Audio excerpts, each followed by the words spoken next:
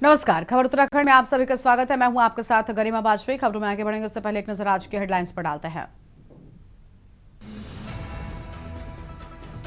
मध्य क्षेत्रीय परिषद की 25वीं बैठक में भाग लेने वाराणसी पहुंचे सीएम धामी। अमित शाह और योगी से की मुलाकात।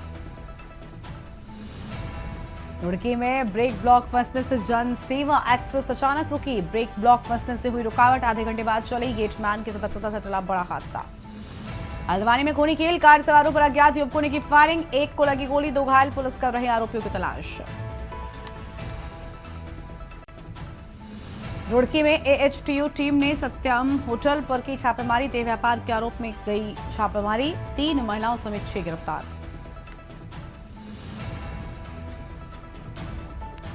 यमुनोत्री पैदल मार्ग पर भारी भूस्खलन, कई यात्रियों के दबने की आशंका। पुलिस और एसडीआरएफ टीम रेस्क्यू में जुटी।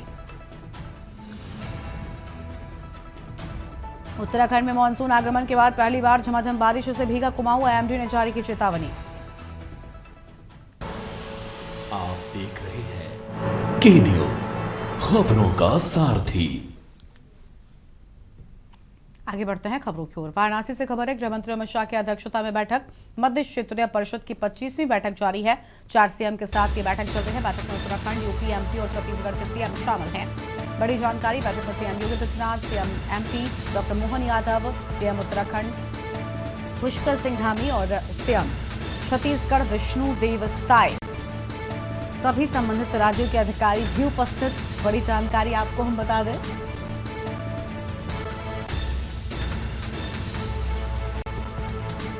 गृह मंत्री अमित शाह की अध्यक्षता में बैठक की बात सामने आई है। आम खबर आपको हम बता रहे हैं।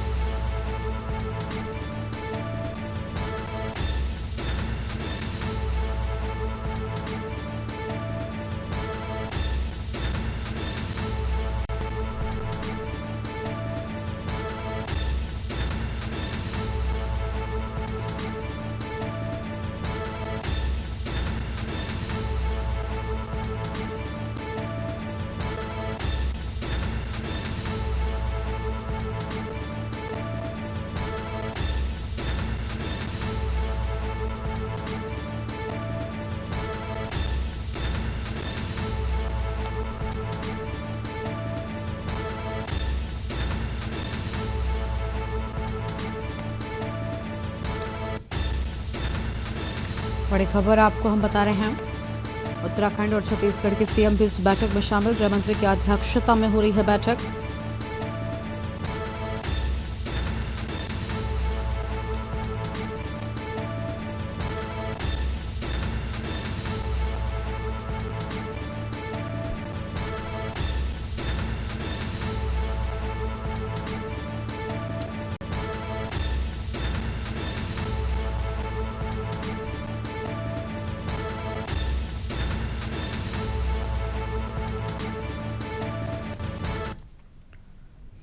उत्तराखंड में हाईकोर्ट ने त्रिस्तरीय पंचायत चुनावों पर रोक लगा दी। हाईकोर्ट ने रिजर्वेशन परिस्थिति साफ न होने की वजह से रोक लगाई है। इस पर सरकार से जवाब भी मांगा है। तो वहीं हाईकोर्ट की रोक को लेकर भाजपा प्रदेश अध्यक्ष महेंद्र भट्ट का कहना है कि भाजपा न्यायालय का सम्मान करती है। कोर्ट के आदेश पर अध्ययन किया जाएगा। भाजपा सरकार चुनाव कराने के लिए संकल्पबद्ध है। हमारा प्रयास है कि यथावत चुनाव हो जाए। सरकार जजमेंट के आधार पर अपना पक्ष कोर्ट के सामने रखेगी, जिसके बाद न्यायालय जो आदेश देगा उसके हिसाब से चुनाव कराए जाएंगे।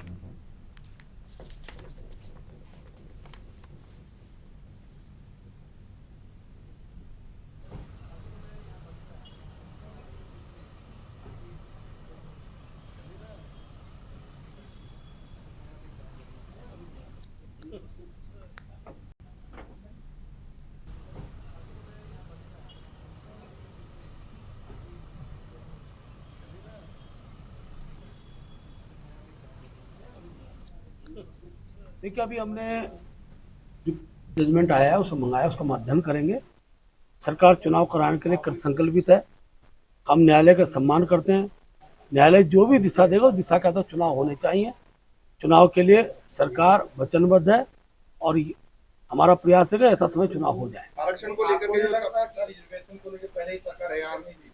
नहीं, रिजर्वेशन का एक मानक बनता है, उस मानक के आधार पर रिजर्वेशन हुआ है और ओबीसी आरक्षण के बाद सरकार ने जब आरक्षण लागू किया तो उसको 0 केंद्रित आरक्षण किया, लेकिन आपत्तियां देना सबका अधिकार है। न्यायालय में आपत्तियां गई हैं, कल उसका जजमेंट भी आएगा और उस जजमेंट के आधार पर सरकार अपना पक्ष रखेगी और जो भी पक्ष होगा जब पक्ष के आधार पर न्यायालय जो निर्देश देगा वो उस निर्देश से सरकार चुनाव कराएगी।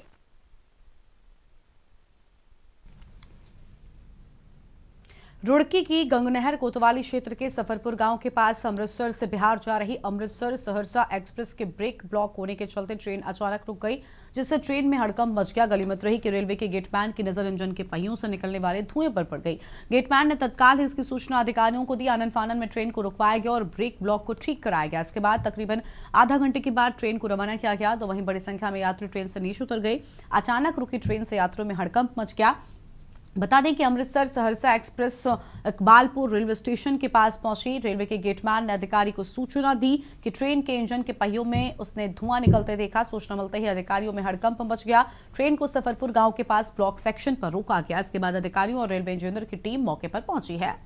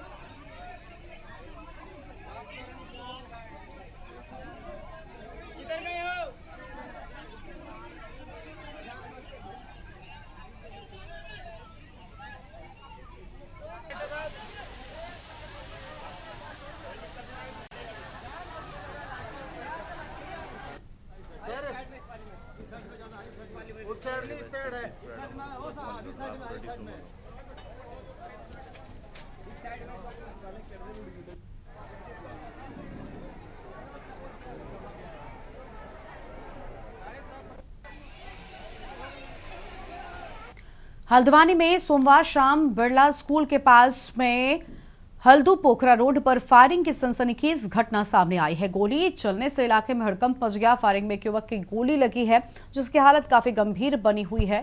कुछ लोगों के घायल होने की भी बात सामने आई। घटना में घायल युवकों की पहचान हरीश सिंह मेहरा, गणेश दरम्याल और भास्कर बोरा के रूप में हुई है। तीनों युवक हल्द्वानी कोतवाली क्षेत्र के चांदनी चौक गोरदौला क्षेत्र के निवासी हैं। प्रत्यक्षदर्शियों के मुताबिक 20 से 25 युवकों के एक समूह ने कार सवार इन युवकों को रास्ता रोककर पहले पीटा और फिर उन पर गोली चला दी। फायरिंग में भास्कर बोरा को गोली लगी, जबकि हरीश और गणेश भी मारपीट में गंभीर रूप से घायल हो गए हैं।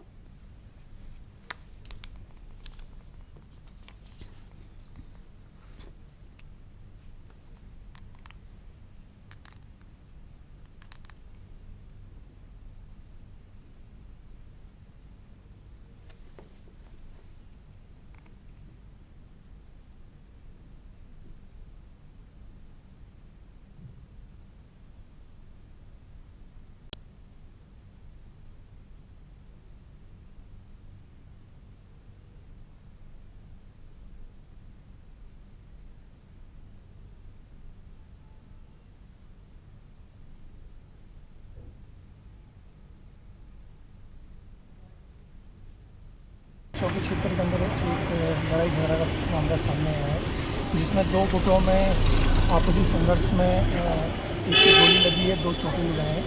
उनको सुशीला तिवारी में एडमिट कराया गया है। एक को कृष्णा हॉस्पिटल में रेफर किया गया है। पुलिस को अभी तहरीर नहीं मिली, लेकिन पुलिस ने इसमें जाँच शुरू कर दी है और जो भी इसमें दोषी हैं उनके खिलाफ कड़ी कार्रवाई की जाएगी।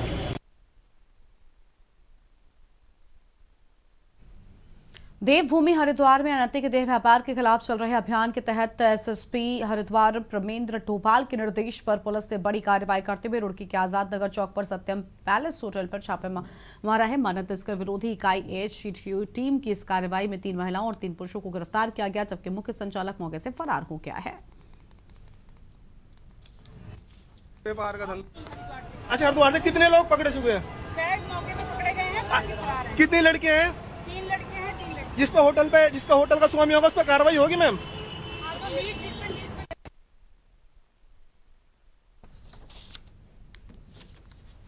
जनपद पौड़ी पुलिस ने अपराध पर नकेल कसने के तहत बड़ी कार्रवाई करते हुए जिले के 6 अपराधियों की हिस्ट्री शीट खोल दी है। इस संबंध में जानकारी देते हुए पुलिस चित्राधिकारी निहारिका सेमवाल ने कहा कि एसएसपी पौड़ी के आदेश पर इन 6 अपराधियों को हिस्ट्री शीटर घोषित किया गया। सीओ निहारिका सेमवाल ने कहा कि इन सभी अपराधियों के खिलाफ पहले से ही कई आपराधिक मुकदमे दर्ज हैं और ये लोग लंबे समय से जिले में आपराधिक गतिविधियों को अंजाम दे रहे थे। पुलिस की ओर से लगातार इनकी गतिविधियों पर नजर रखी जा रही थी, जिसके आधार पर अब इनकी हिस्ट्री शीट खोली गई है। पुलिस का कहना है कि कार्रवाई जिले में कानून व्यवस्था बनाए रखने और अपराधियों पर प्रभावी अंकुश लगाने के उद्देश्य से की गई है।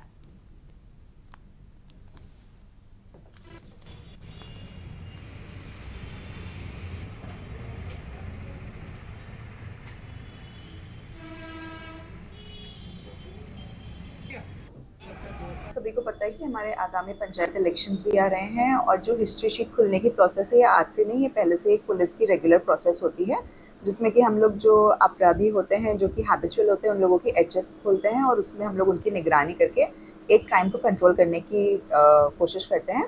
इसी क्रम में कोटद्वार पुलिस द्वारा और तथा पौड़ी पुलिस द्वारा एसएसपी सर के निर्देशन में ऐसे अपराधियों की हिस्ट्री शीट खोली गई है और हम लोग इसमें कॉन्स्टेंटली इनकी निगरानी करेंगे और टाइम टू टाइम इनकी एचएस परेड और एचएस की जो भी हम लोगों की इनकी गतिविधियाँ होती हैं उन पर नज़र रखेंगे ताकि हमारे एरिया में जो भी क्राइम है उसे हम कंट्रोल कर सकें।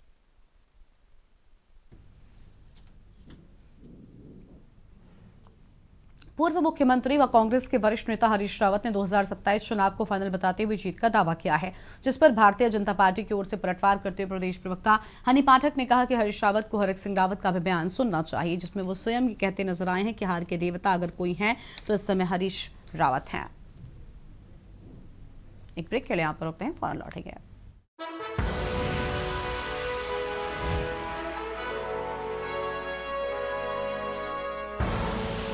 आप देख रहे हैं के न्यूज खबरों। ब्रेक के बाद आप सभी का स्वागत है। आपको सीधा लखनऊ लेकर चलते हैं, जहां पर अखिलेश यादव की प्रेस कॉन्फ्रेंस में क्या कुछ सामने आ रहा सुनता है। अगर सच्चे कृष्ण भक्तों को ही भगवत कथा कहने से रोका जाएगा, भागवत कथा तो भगवान कृष्ण से जुड़ी है, अगर सच्चे कृष्ण भक्तों को ही भागवत कथा कहने से रोका जाएगा तो कोई ये अपमान क्यों सहेगा? क्यों सहेगा कोई अपमान? कुछ लोग, वर्चस्ववादी लोग, प्रभुत्ववादी लोग कथा वाचन में अपना एकाधिकार बनाए रखना चाहते हैं। ये एकाधिकार छीने नहीं उनका, वर्चस्ववादी लोगों का एकाधिकार छीने नहीं। कथा वाचन को जिन्होंने भावना की जगह व्यवसाय बना लिया है, व्यवसाय बनाने वाले लोग हमारे इटावा कथा वाचन पीढ़ी अपमान कांड उन्हीं कुछ प्रभुत्ववादी और वर्चस्ववादी की वजह से घटित हुआ है। अगर पीड़ित समाज के इन लोगों को इतना ही परहेज है तो घोषित कर दें कि परंपरागत रूप से कथा कहने वाले वर्चस्ववादी पीड़ित समाज द्वारा दिया गया चढ़ावा, चंदा, दान, दक्षिणा कभी स्वीकार नहीं करेंगे। और अगर एकाधिकार ही आपको लाना है तो समय समय पर आप बहुत दावा करते हैं कि 370 खत्म किया है, तो देश में आप कानून ले आओ कि कथा वाचन का काम और एकाधिकार के लिए कानून ले आइए कि आप ही कह सकते हो और कोई दूसरा नहीं कह सकता। अगर पीड़ित समाज से इन लोगों को इतना ही परहेज है तो घोषित कर देंगे परंपरागत रूप से कथा कहने वाले वर्चस्ववादी पीड़ित समाज द्वारा दिया गया चढ़ावा, चंदा, दान, दक्षिणा कभी स्वीकार नहीं करेंगे। प्रभुत्ववादी और वर्चस्ववादी समय समय पर कभी घर को गंगा जल से तो कभी मंदिर को धुलवाकर पीड़ित समाज का मानसिक उत्पीड़न व अपमान करते हैं। और अब तो सिर तक मुड़वा रहे हैं। अभी तक तो आपने वो घटनाएं सुनी देखी जहां पर घरों को गंगा जल से धोते थे ये लोग। अगर कोई पीड़ित परिवार का मंदिर चला जाए तो मंदिर को गंगा जल से धोते हैं, और अब तो सीमा लांघ गई ये वर्चस्ववादी। आखिरकार किसका आशीर्वाद है? क्या सरकार का आशीर्वाद नहीं है, जिसकी वजह से सर तक मुंडवा दे रहे हैं, पेशाब तक करवा दे रहे हैं, और रात भर पीटने के साथ साथ उनकी ढोलक छीन लेना, हारमोनियम छीन लेना, दबाव बनाकर के कितने पैसे देना था कथावाचक के लिए, उसमें जो खर्चा हुआ वो खर्चा नहीं दोगे तो रात भर पिटोगे, अगर पैसा दे दोगे तो बचोगे। आखिरकार ये वर्चस्ववादी और प्रभुत्ववादी लोग इतनी ताकत कहां से पा रहे हैं? भाजपा राज में पीड़ित समाज को हेय दृष्टि से देखा जाता है। आदरणीय रामजी सुमन जी ने तो कुछ घटनाएं बताई हैं, कुछ महत्वपूर्ण पदों पे बैठे लोगों के बारे में बताया है। सुना है हमने कि देश की सर्वोच्च सीट पर बैठने वाले के साथ भी कभी अपमान हुआ है। देश के राष्ट्रपति भी हेय दृष्टि का सामना कर चुके हैं। सच तो यह है कि जैसे जैसे पीड़ित समाज में चेतना और जागरूकता बढ़ती जा रही है, वैसे वैसे पीड़ित समाज पर मनोवैज्ञानिक दबाव बनाने के लिए वर्चस्ववादी के पीड़ित समाज पर अत्याचार बढ़ते जा रहे हैं। जो पाल समाज की बेटी के साथ अन्याय हुआ, अगर उसके परिवार के लोग खड़े हो गए तो उसके पिता पे भी मुकदमे लगा करके जेल भेज दिया, इनाम भी घोषित कर दिया। हमारी पार्टी के अध्यक्ष उस परिवार से मिलकर के उस परिवार को न्याय दिलाने के लिए, उस परिवार की मदद के लिए जा रहे थे तो पुलिस लगाकर रोक दिया। आखिरकार ये वर्चस्ववादी और प्रभुत्ववादी लोग चाहते क्या हैं? पीड़ित समाज पर लगातार बढ़ते हमलों का असली कारण यह है कि वर्चस्ववादियों को लगता है कि उनके पीछे आज भाजपा की वो सरकार खड़ी है जो सदियों से शक्तिशाली रहे लोगों की सरकार है, और वो उन्हें बचा लेगी। लेकिन अब पीड़ित समाज की एकता और एकजुटता इसका जवाब डट करके देगी। अगर भाजपा को लगता है कि भागवत या कोई कथा कहने पर एक वर्ग विशेष का ही अधिकार है, तो फिर वो इसके लिए भी कानून बना करके दिखा दें। कई बार कई कानून के लिए बहुत दावा करते हैं लोग, तो इसके लिए भी कानून बना लें कि इसके अलावा कोई कथा वाचन नहीं कर सकता।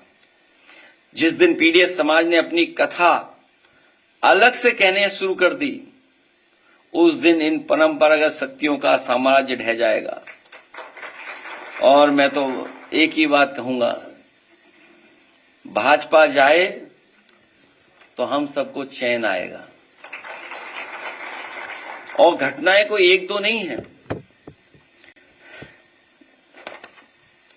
सुल्तानपुर में महेंद्र प्रताप मौर्य जी एडवर्ड को गोली मार करके मार दिया गया। घटना महोबा की याद होगा आपको। पिछले महीने की बात है, मैं यहां नहीं था, मैं बाहर था, लेकिन हमारे लोग पहुंचे और परिवार की मदद कर करके भी आए थे। दलित नवविवाहित जोड़े को सामंतवादियों ने चप्पल उतरा के उनके घर से गुजरने को कहा। जब उन्होंने मना किया तो दूल्हे को, उसके परिवार को और नवविवाहिता को बुरी तरह मारा गया। क्या ये कोई कल्पना कर सकता आज के समय पर जब हम विश्व गुरु बनना चाहते हो, दुनिया को हम सस्टेनेबल डेवलपमेंट की बातें बताना चाहते हो, दुनिया में हम विकसित भारत बनाकर के खड़ा करना चाहते हो, दुनिया में ये कहते हो कि अब हमसे आगे कुछ ही अर्थव्यवस्था है, वहां पर सोचिए नई नई शादी हो, आप हमारे घर के सामने से तभी निकल सकते हैं जब आप चप्पल उतार करके जाएंगे, और नहीं ऐसा करते हो तो आपको अपमानित होना पड़ेगा।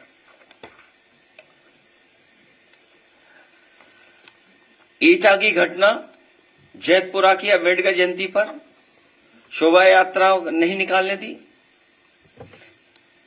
दलित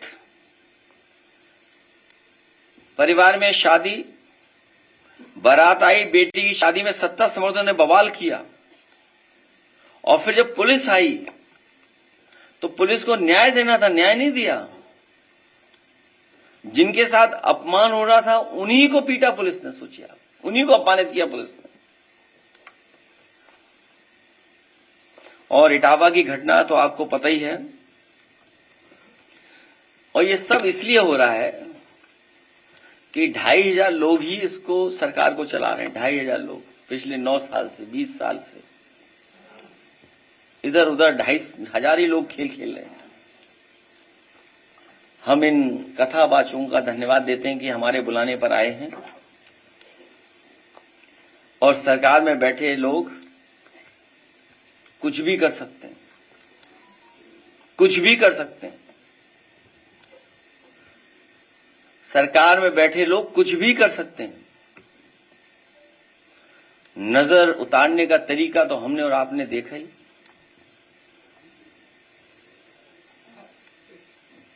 बस बच ही गया कोई। मैं अपने कथावाचकों से कहूंगा कि 1 मिनट कुछ बजा करके सुना दें या गा दें।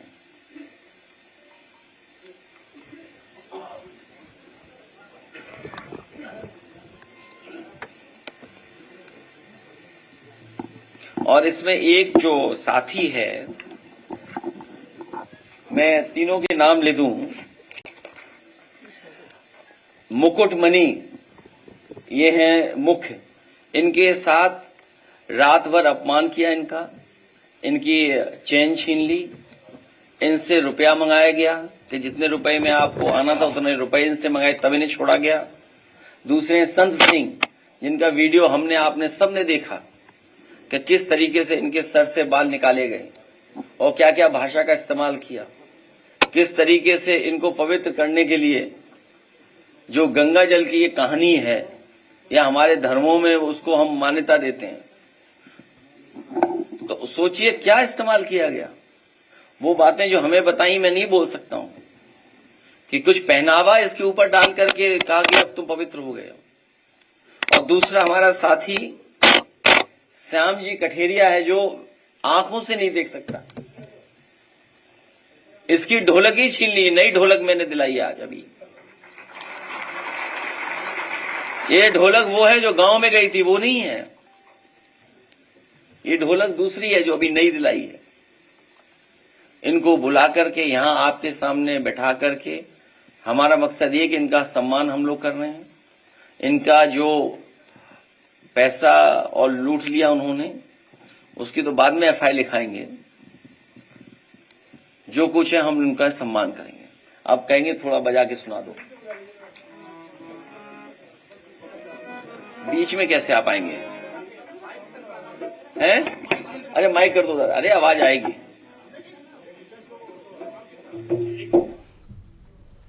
तो लखनऊ से आप अखिलेश यादव की प्रेस कॉन्फ्रेंस सुन रहे थे, जहां पर इटावा में हुए इस पूरे मामले को लेकर उनकी ओर से अहम बातें कही गई हैं, और साथ ही उन लोगों को भी उन्होंने अपनी प्रेस कॉन्फ्रेंस में बुलाया जिनके साथ ही पूरी घटना हुई थी। इस बुलेटिन में इतना ही। तमाम बड़ी खबरों के लिए आप देखते रहिए के न्यूज इंडिया। नमस्कार। आप देख रहे हैं के न्यूज, खबरों का सारथी।